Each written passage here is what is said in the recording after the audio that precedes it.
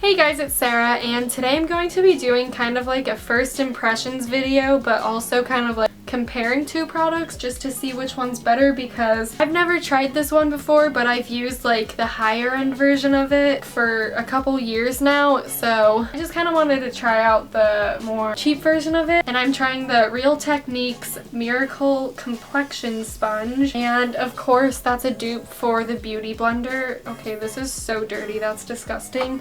Just try to ignore that. I've never tried this, surprising, and it's honestly like a fourth of the price of the Beauty Blender, so I just wanted to try it out and see if it was any good, just in case I could like save myself some money, and I decided that would be interesting to do on camera. Yeah, it's kind of like a compare and contrast and a first impressions. So first I'm just gonna open this up and take it out, and I guess obviously, okay, this is already wet because Emma used it. This is what they look like side by side. This one is not wet. I'm gonna go get it wet now just to actually compare what they both look like next to each other while they're wet. Okay, so my initial reaction right when I got it wet is that it's definitely a little more dense than the Beauty Blender, and the Beauty Blender has more pores, like it's more porous and stuff. Why did I wait until now to actually like squeeze all of the water out of it? This is slightly bigger but with like a flat top, so I feel like this flat top should be interesting because no one's face is flat. I'm gonna use this half of my face with the Beauty Blender and this half with Real Techniques. This one kind of feels like a piece of foam, and this one doesn't quite feel as foamy, I guess, as this. I'm gonna start by priming my face with the Nivea Sensitive Skin Post Shave Balm.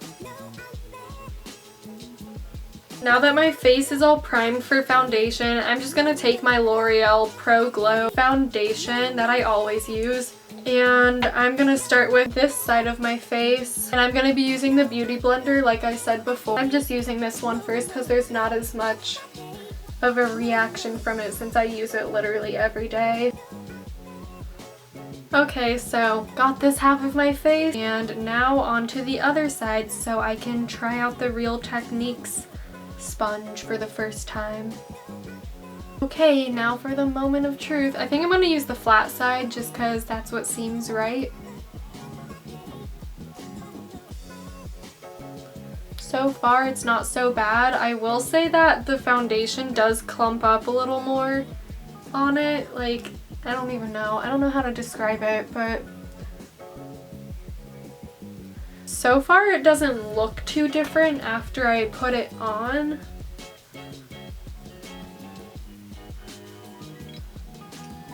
It's definitely not as like squishy as the Beauty Blender. Like the Beauty Blender just kind of feels a little better to put on your face, I guess. But honestly, like what do I expect from something that's like so much cheaper? I'm just looking in the mirror now to see if I notice any differences.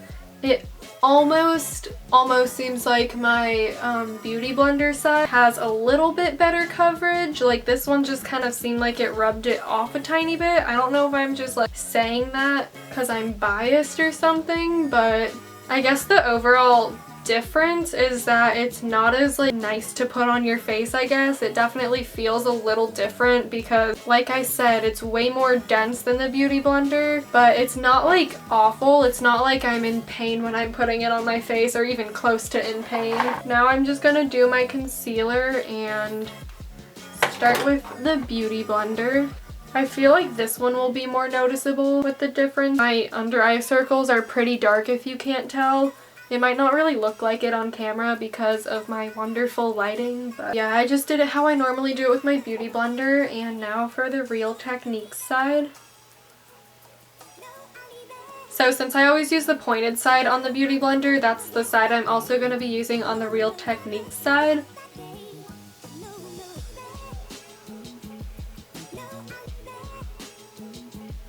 Honestly, I don't think it looks too different at all.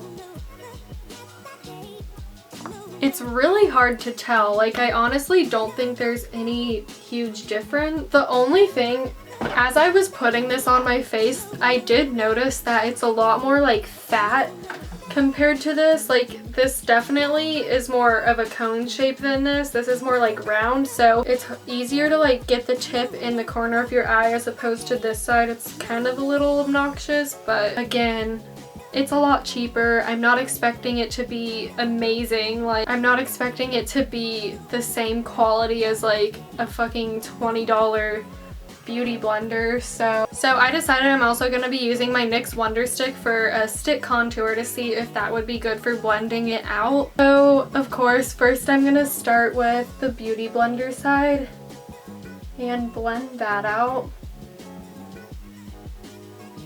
And the beauty blender obviously blends it out pretty well. It doesn't take very long to blend with this. And now for the Real Techniques side.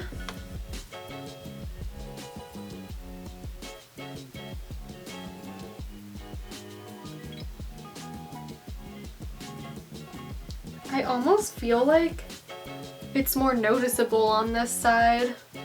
I'm not sure though. I might just be crazy. I think it takes a tiny bit longer to blend out with this, but it's only like 5 extra taps, I'd say. Okay, so now I'm just gonna finish up doing my makeup off camera and I'll just come back and talk about them and the differences. Okay, so now I am obviously done doing the rest of my makeup, and I guess I'll just go over the main differences. Let's just start by the look of it. So obviously this one is way more round than this one. You can just like tell this one's like a little fatter. That isn't a huge problem. It is a little hard to get into the inner corner of your eye since it's so big, but obviously that isn't a huge issue. Like, you could just squish it, and this one's a little easier to get in there. But I will say that I kind of wish it didn't have this flat part on it. I kind of wish it was like the same shape as the Beauty Blend. I don't know. No one's face is like flat like this, so I feel like it just kind of, it doesn't like work that well to me. Again, you could just use this side and that's plenty of room to do your makeup. Like, that's not a huge deal at all. When you do your makeup, as you can see, I don't know if you can really tell, it looks a lot darker in person, but there's a lot of foundation, like there's just like harsh lines of foundation on here. As opposed to the Beauty Blender, there aren't harsh lines. It just kind of like sinks into this one. Yeah, that's not a huge deal. I don't really care how the foundation picks up on this. I just care how it ends up looking on my face. I'm just saying that just for anyone if that bothers you for some weird reason. And then on to the feeling of them. This one is way softer, I would say, than this one. This one's, like I said in the beginning of this video, it kind of just feels like you're putting a piece of foam on your face. That's just what it feels like to me. That's not a bad thing though, in my opinion. I honestly could use this. Like, maybe I'll start getting used to this and not have to spend $20 on this, because that would be real nice. Everyone loves saving money. And yeah, you could just kind of like see how much more porous this is. You can't tell by looking at it how much softer this one is to touch, but overall I would say this is very worth it. If you want to save money, I would get this, honestly. Like, it's really good for the price. I believe it was like $6 around that where I got it, and the Beauty Blender is like $20, so this is a lot more cheap. That's really all I have to say about it. Overall, I just think this is a pretty good purchase for anyone trying to save a little extra money. I hope you found this video helpful in some way if you're trying to decide which one to get.